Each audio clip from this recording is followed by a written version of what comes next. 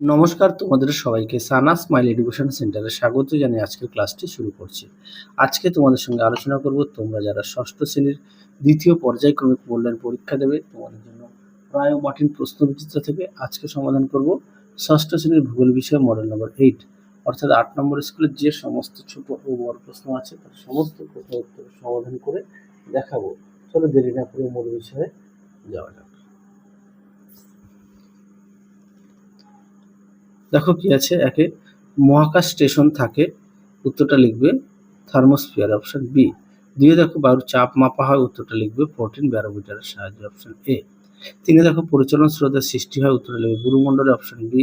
চারে আছে উচ্চতা বৃদ্ধির সঙ্গে সঙ্গে বায়ুর চাপ কমতে থাকে, অপশন বি। পাঁচে দেখো তুলো চাষ ভালো হয়, উত্তরটা লিখবে কালো মাটিতে, অপশন এ।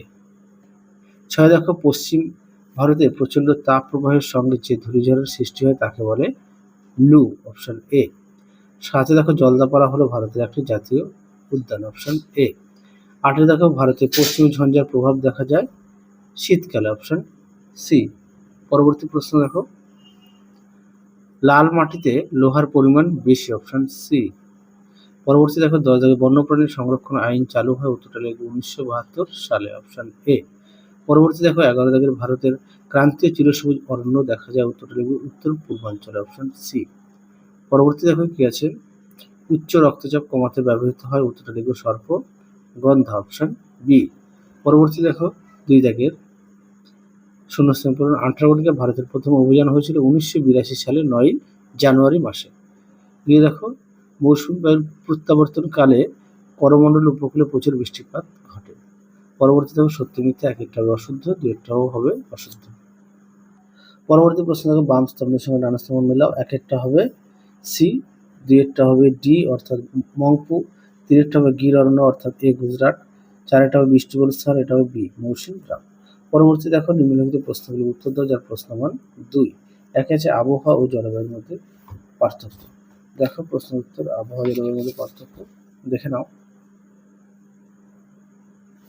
পাঠ্য বইয়ে 45 নম্বর।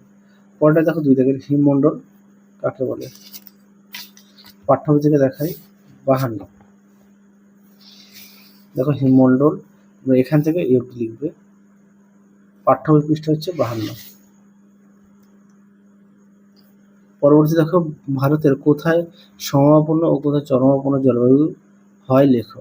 তারপর হচ্ছে ভারতের জলবায়ু কোন ধরনের, উত্তরটা লিখবে ক্রান্তীয় মৌসুমী প্রকৃতি। তারপর আগের প্রশ্নটা দেখো,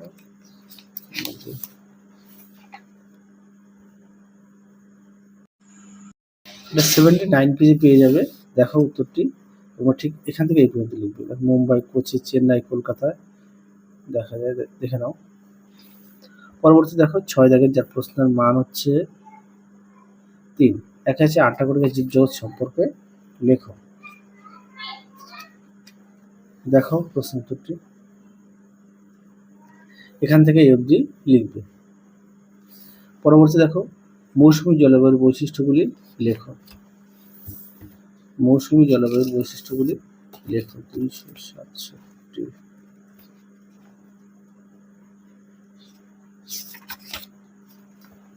দেখো দেখে নাও জলবায়ুর বৈশিষ্ট্য, এখান থেকে লিখবে, অবশ্যই পয়েন্ট দিয়ে লিখবে, তাহলে নাম্বারটা ভালো আসবে।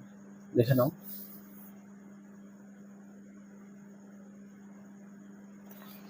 পরবর্তী প্রশ্ন দেখো 3 দাগে শীতকালে কেন আন্টার্কটিকায় অভিযান হয়। দেখো প্রশ্ন উত্তর, দেখো উত্তরটি সুন্দর করে দেওয়া আছে, তোমরা অবশ্যই পড়ে নিয়ে এখান থেকে এই পর্যন্ত লিখবে।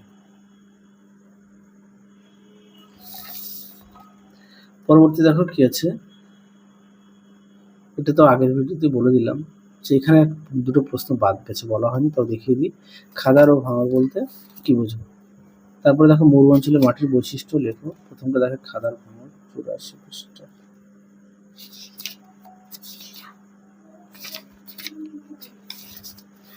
দেখো খাদার ও ভাঙর, এখান থেকে এই পর্যন্ত লিখবে, পৃষ্ঠা নম্বর 84 পাঠ। পরবর্তী দেখো মরু অঞ্চলে মাটির বৈশিষ্ট্য লেখো। মরু অঞ্চলে মাটির বৈশিষ্ট্য দেখে নাও, এখান থেকে এই পর্যন্ত লিখবে, পৃষ্ঠা নম্বর 84। পরবর্তী দেখো কি আছে 7 দাগের যার প্রশ্ন নম্বর 5। আছে বায়ুমণ্ডলের ট্রোপোস্ফিয়ার ও স্ট্র্যাটোস্ফিয়ারের স্তর সম্পর্কে আলোচনা করো। এখানে দেওয়া আছে ট্রোপোস্ফিয়ারটা এখান থেকে এই অবধি লিখবে, আর স্ট্র্যাটোস্ফিয়ারটা এখান থেকে এই অবধি লিখবে। দেখে নাও